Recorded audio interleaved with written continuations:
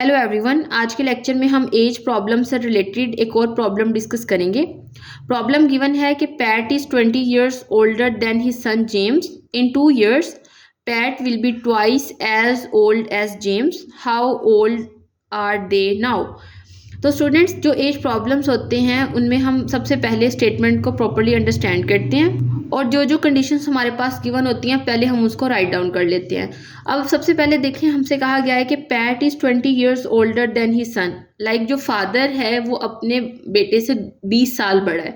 अब सबसे पहले हम सपोज कर लेते हैं कि सन की एज, देखिए हमें यहाँ पे गिवन नहीं है, हम लेट कर लेते हैं कि सन की जो एज है that is X. This is our supposition and हमने कहा कि दिस इज इक्वेशन नंबर 1।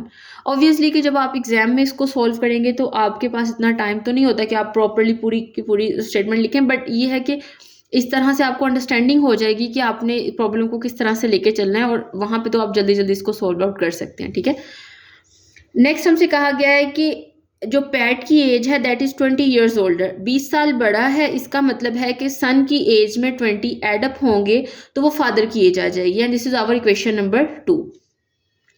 अब दूसरी कंडीशन हमें कहते हैं कि इन 2 years, सबसे पहले तो हम इन 2 years की बात करते हैं कि आने वाले अगले 2 सालों में इनकी एज क्या होगी।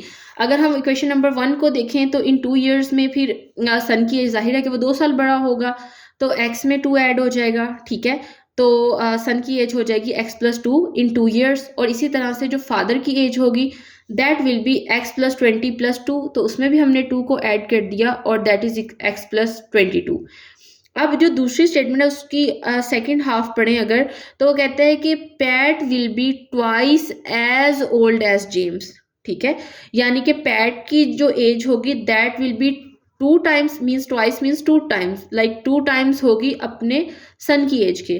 तो अगर हम इस स्टेटमेंट को लिखें, ऑब्वियसली कि अगर twice as old as James हैं तो हम 2 times जब सन की एज को मल्टीप्लाई करेंगे तो हम इसको इक्वल रख सकते हैं फादर की एज के। तो यही हमने करना है कि 2 times the age of son is equals to the age of father like in the next 2 years। तो यहाँ से जब हम इस इक्वेशंस को सिंप्लीफाई करेंगे और जब हम माइनस करने के बाद हमारे पास जो आंसर होगा that will be x is equal to 18।